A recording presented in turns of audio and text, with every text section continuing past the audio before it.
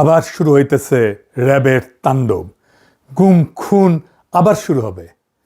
প্রথম পদক্ষেপ ছিল গুম আইন বাতিল করা। এখন বিএনপি র্যাবকে শক্তিশালী করতেছে। আমরা তো তখন বুঝি নাই যে কেন গুম আইন বাতিল করলো বিএনপি। এখন পুরা ছবিটা পরিষ্কার হইতেছে। হাসিনার চাইতো ভয়ঙ্কর মানবাধিকার লঙ্ঘন নামে আসতেছে বিএনপির হাত ধইরা। ব্যানে ব্যানে করছি না, এই যে দেখেন র্যাবরে 163টা নতুন গাড়ি কিনে দিতেছে বিএনপি সরকার। জঙ্গল সলিমপুরে নতুন ট্রেনিং সেন্টার হইতেছে। আমেরিকার স্যাংশন খাওয়া এই খুনে বাহিনীকে বিএনপি আবার পাইলা পুষা বড় করতেছে। এমনি এমনি না, ওইগুলা করার জন্য কইতেছে নাম পাল্টাবে, নতুন আইন করবে, যেন মানবাধিকার মাইনা চলে এই খুনি বাহিনী। এই র্যাব বিএনপির ইলিয়াস আলীরে গুম করেছিল। বিএনপি নিজেই র্যাব বিলুপ্তির দাবি করেছিল, আর ক্ষমতা এসে সেই র্যাবের নাম পাল্টাইতেছে। নাম পাল্টাইলে ভালো হয়ে যাবে? শিলং সালাউদ্দিনরে কেন কেউ জিগায় না? র্যাব তো বিএনপি বানাইছিল। র্যাব চলে কোন আইনে জানেন? আসেন সেটা একটু বুঝে দেখি র্যাব কোন আইনে চলে। র্যাব চলে অস্ত্রধারী পুলিশ ব্যাটালিয়ন সংশোধন আইন 2003-এর অধীনে। এরা 9 জুলাই 2003 সালে পাশ হয়েছে খালেদা জিয়ার আমলে। আর এই আইনটা যেটা সংশোধন করে র্যাব বানানো হয়েছে সেটা 1979 সালের অস্ত্রধারী পুলিশ ব্যাটালিয়ন অধ্যাদেশ, জিয়াউর রহমান সরকারের আমলে সামরিক অধ্যাদেশ। মূল আইনটা 1979 সালের অধ্যাদেশ, জিয়াউর রহমানের সামরিক সরকারের। আর 2003-এর সংশোধনীটা খালেদা জিয়ার সরকারের। অর্থাৎ র্যাবের আইনি কাঠামো যেটা পুরাপুরি বিএনপি পরিবারের নির্মাণ। র্যাব যে দুইটা আইনি কাঠামোর উপরে দাঁড়ায় আছে, দুইটাই বিএনপির তৈরি। আর এখন কইতেছে আইন পাল্টাবে। তো আগে যখন র্যাব বানানো হয়েছিল তখন এই আইনের কথা ভাবেন নাই কেন? বালশুন, র্যাব যে আইনে খুনি দানে হইয়া উঠছে সে আইন তো আপনারই বানানো, এটা দায় কার? এত মানুষ গুম হইলো, ক্রসফায়ারে মারা গেল, এখন মানবাধিকার মাইনা যেন চলে সেই জন্য আইন বানাবেন? র্যাব তো আইন মাইনাই খুন করছে। যে আইন বানাবেন সেই আইন মাইনা খুন অব্যাহত রাখবে। যে মানুষগুলো মারা গেল, নিখোঁজ হইল, তাদের জীবন কি মূল্যহীন? তো র্যাব কিভাবে তৈরি হয়েছিল সেটা আপনারা জানেন? আপনাদের বলি, হয়তো অনেকেরই জানেন না, ইয়াংরা হয়তো অনেকেই জানে না। আসেন সেটা একটু বলি। 2002 সালে খালেদা জিয়া ক্ষমতা এসেছিল সন্ত্রাস নিয়ন্ত্রণ করার প্রতিশ্রুতি দিয়া। উল্টা আইন শৃঙ্খলা পরিস্থিতি একেবারে যাচ্ছাতেই হয়ে গেছিল। ঢাকা শহরে কয়েকজন কমিশনার খুন হইল প্রকাশ্য দিবালোকে। খালেদা জিয়া আর্মি নামাইল, নাম দিল অপারেশন ক্লিন হার্ট। আর্মি ধরে নিয়ে যাইতো যারে তারে। আর্মি ক্যাম্পে নির্যাতনে যারা মারা যেত কইতো হার্ট অ্যাটাক করছে। অপারেশনে 40,000-এর বেশি নিরাপত্তা বাহিনী অংশগ্রহণ করেছিল। যৌথ বাহিনী 11,245 জনকে গ্রেপ্তার করছিল। শত শত মানুষ আহত হয়েছিল। 40 জনের বেশি হেফাজতে মারা গেছিল। 40 জন। এইসব বিচার বহির্ভূত হত্যাকাণ্ডকে খালেদা জিয়ার সরকার ইন্ডেমনিটি দিল। আইন শৃঙ্খলা পরিস্থিতির ড্রামাটিক উন্নতি হয়েছিল, এটা সত্য। তো বাঙ্গুরা তখন বুদ্ধি বের করলো, এইভাবে তাইলে সন্ত্রাস নিয়ন্ত্রণে রাখা যায়, আর্মি থাকতে হবে মাঠে।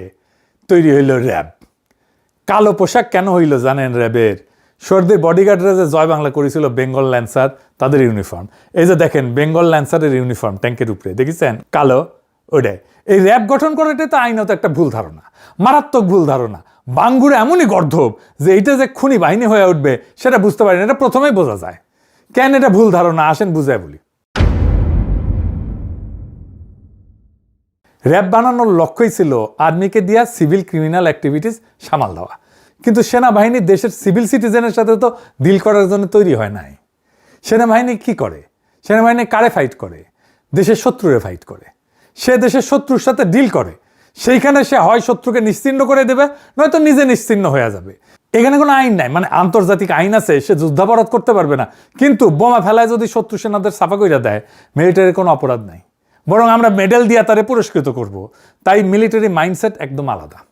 কিন্তু পুলিশ দেশের শত্রুর সাথে ডিল করে না, সে ডিল করে দেশের নাগরিকের সাথে। তাকে দেশের আইন মাইনা, নাগরিক অধিকারের সীমানা মাইনা ডিল করতে হয়। সে শুধু অপরাধীর সাথে কিন্তু ডিল করে না, সে নিরপরাধ মানুষের সাথেও ডিল করে, ভালো মানুষের সাথেও ডিল করে। ধরেন ইমিগ্রেশন পুলিশ, সে কি অপরাধীর সাথে ডিল করে? বা ট্রাফিক পুলিশ। আবার ধরেন কোনো ক্রাইম হয়নি, তাও তো পুলিশ লাগে। জিনিস হারাইলে তো পুলিশে ডায়েরি করতে হয় থানায়। রাস্তায় দুর্ঘটনা হইলে পুলিশকে ডিল করতে হয়। কেউ হারাইয়া গেলে আমরা পুলিশের সাহায্য নিই। ধরেন কেউ রাগ কইরা বাসা থেকে বের হয়ে গেছে, আপনি খুঁজে পাইতেছেন না, এটা তো ক্রিমিনাল অফেন্স না, কে ডিল করবে? পুলিশই তো। তো এই পুলিশের কাজ মিলিটারি মাইন্ডসেট দিয়ে চালানো যাবে? মিলিটারির মতো করে সিভিল ইস্যু ডিল করা যাবে? তাইলে করা যাবে? এটা হবে না তো। প্রতিষ্ঠার পরে খালেদা জিয়া র্যাবের ভূমিকা প্রশংসা করছিলেন, বলছিলেন যে প্রশংসা করতেছে সন্ত্রাস দমনে সাহসী এবং নিরপেক্ষ অভিযান চালানোর জন্য। পরে উনি বুঝেছিলেন যে ভুল হয়েছে। ভুল বুঝে কি করলেন? 2014 সালে খালেদা জিয়া র্যাবকে ক্যান্সার বলে বিলুপ্তির দাবি করলেন। নারায়ণগঞ্জে 7 খুনের পর খালেদা জিয়া প্রথম প্রকাশ্যে র্যাব বিলুপ্তির দাবি তোলেন। 10ই মে 2014 নিখোঁজ বিএনপি নেতা সাজেদুল ইসলাম, মানে আমাদের তুলির ভাই আর কি, তার পরিবারের সঙ্গে দেখা করে বললেন যে র্যাব গঠন হয়েছিল জনগণের জীবন সম্পদ রক্ষা করার জন্য, কিন্তু এখন এই বাহিনী রাজনৈতিক উদ্দেশ্যে ব্যবহার হইতেছে। আমি এই এলিট ফোর্স বিলুপ্তির দাবি করতেছি। খালেদা জিয়া নিজে বিলুপ্তির দাবি করছে, তুলির ভাইয়ের বাসায় গিয়ে এই দাবিটা করছে। 13ই মে 2014 সিদ্ধিরগঞ্জে 7 খুন হয়েছিল না, এই 7 খুনের পরিবারগুলো সান্ত্বনা দিতে যেয়ে বলেন এই বাহিনীর আর কোনো প্রয়োজন নাই, কারণ তারা জনগণের বিরুদ্ধে দাঁড়িয়েছে। 2014 সালেই মুন্সিগঞ্জের এক সমাবেশে খালেদা জিয়া র্যাবকে ক্যান্সার আখ্যা দিয়ে বলেন সংস্কারে কাজ হবে না, বিলুপ্তি করতে হবে। র্যাবকে রক্ষী বাহিনীর সাথে তুলনাও করেছিলেন। 28 মে 2014 লন্ডনে জিয়াউর রহমানের 33তম মৃত্যুবার্ষিকীর অনুষ্ঠান হতেছে। তারেক রহমান র্যাব বিলুপ্তির দাবিতে গণস্বাক্ষর কর্মসূচি উদ্বোধন করে কইলেন র্যাব অবিলম্বে বিলুপ্ত করা সময়ের দাবি। নারায়ণগঞ্জের 7 খুনে শুধু র্যাব সদস্যরাই জড়িত না, প্রধানমন্ত্রী শেখ হাসিনাও জড়িত। বিএনপি র্যাব বিলুপ্তির জন্য 2024-এর পরে আনুষ্ঠানিক সুপারিশও দিল। কি মজার কথা! 5ই ডিসেম্বর 2024 অন্তর্বর্তী সরকারের পুলিশ সংস্কার কমিশনে আনুষ্ঠানিক প্রস্তাব জমা দিল। সেখানে র্যাব বিলুপ্তি আর একটা পুলিশ কমিশন গঠনের সুপারিশ ছিল। 10ই ডিসেম্বর গুলশান কার্যালয়ে সংবাদ সম্মেলন করল বিএনপির স্থায়ী কমিটির সদস্য আর এখনকার স্পিকার মেজর হাফিজ। ওইখানে আনুষ্ঠানিকভাবে দাবিটা ঘোষণা করলেন। উনি বললেন মেডিকেল সায়েন্সে এটা বলা আছে যখন গ্যাংগ্রিন পুরোপুরি ছড়ায় যায় তখন কাইটে ফেলা ছাড়া উপায় থাকে না। র্যাব আন্তর্জাতিকভাবে নিন্দিত হইয়া দেশের ভেতরে দানবে পরিণত হয়েছে। বেশিরভাগ গুম, খুন আর বিচার বহির্ভূত হত্যাকাণ্ড র্যাবই করেছে। তাই আমরা এর বিলুপ্তির সুপারিশ করিতেছি। ভিডিও আছে, দেখেন, এডিটর সাহেব দেখান। যত ধরনের খুন যখন এবং যত এক্সট্রা জুডিশিয়াল কিলিং সব কিছু অধিকাংশই এই র্যাবের মাধ্যমে হয়েছে। সেজন্য আমরা এটিকে বিলুপ্ত করার জন্য সুপারিশ করেছি। দেখেছেন, এইভাবে বলার পরে ইউনূস সরকারের তো উচিত ছিল পরের দিন র্যাব বিলুপ্ত করে অধ্যাদেশ জারি করে নাই। কেমন বেকুব দেখেন, রেখে দিছে। হ্যাঁ, এত বেকুবের বেকুব এই ইউনূস সরকার ছিল। এখন এই 22তম প্রতিষ্ঠাবার্ষিকী হইল এই কয়েকদিন আগে, ওইখানে শিলং সালাউদ্দিন গেছে। ওইখানে বলে যে র্যাবের জবাবদিহিতা, স্বচ্ছতা আর মানবাধিকার সুরক্ষা নিশ্চিত করতে নতুন আইন প্রণয়নের উদ্যোগ নিছে সরকার। সরকার বিবেচনা করতেছে এই বাহিনী বর্তমান নামে চলবে নাকি নতুন এলিট ফোর্স গঠন করা হবে। নতুন নাম হয়েছে কিন্তু। আরো বলছে যে কিছু কর্মকর্তার কর্মকাণ্ডে বাহিনীর ভাবমূর্তি ক্ষুণ্ণ হয়েছে। ফ্যাসিবাদী শাসন আমলে কোনো প্রতিষ্ঠানই অক্ষত থাকে নাই, পুলিশ, সেনাবাহিনী, র্যাব, বিজিবি সবাই। কিন্তু কয়েকজন কর্মকর্তার কাজের জন্য পুরো প্রতিষ্ঠানকে তো দায়ী করা যায় না। না না না, তা তো বটেই। এই যুক্তি তো আওয়ামী লীগও দেয়। যারা গ্যাংগ্রিন বলবে এরা নিজেরা, তার 2 দিন পরে বলবে কয়েকজন কর্মকর্তার কাজের জন্য পুরো প্রতিষ্ঠানকে দায়ী করা যায় না। খালেদা জিয়া বলবেন সংস্কার করে লাভ নাই, বিলুপ্ত করতে হবে। আর এরা বলবে নাম বদলাবে, আইন ঠিক থাকবে, বাহিনী থাকবে। যেই তারেক রহমান লন্ডনের নির্বাসনে থেকে র্যাব বিলুপ্তির জন্য গণস্বাক্ষর কর্মসূচি শুরু করছিলেন, সে বাংলার লুথার কিং যখন হইল তখন র্যাবরে গাড়ি কিনে দেয় 163টা, নতুন ট্রেনিং সেন্টারের ব্যবস্থা করে। নাম হবে SIF, স্পেশাল ইন্টারভেনশন ফোর্স। ওরে বাবা, ইংরেজি যেহেতু কইছে ঠিকই কইছে না। আপনারা নিজেরা যা দাবি করেছিলেন অন্য সরকারের কাছে, এখন নিজেরাই করেন সেটা। নিজের দাবি নিজেই মানেন, আমাদের দাবি মানা লাগবে না। আপনারা নিজেরা যে দাবি তুলেছিলেন সেই দাবিটাই পূরণ করেন না কেন?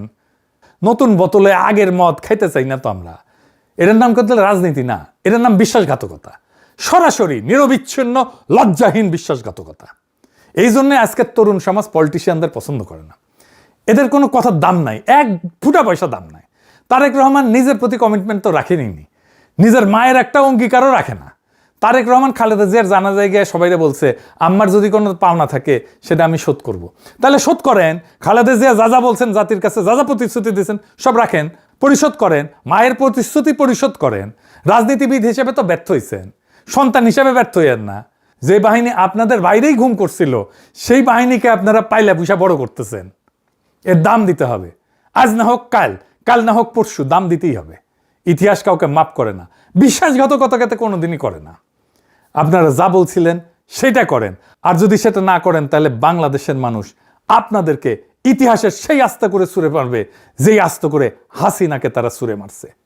ইনকিলাব জিন্দাবাদ।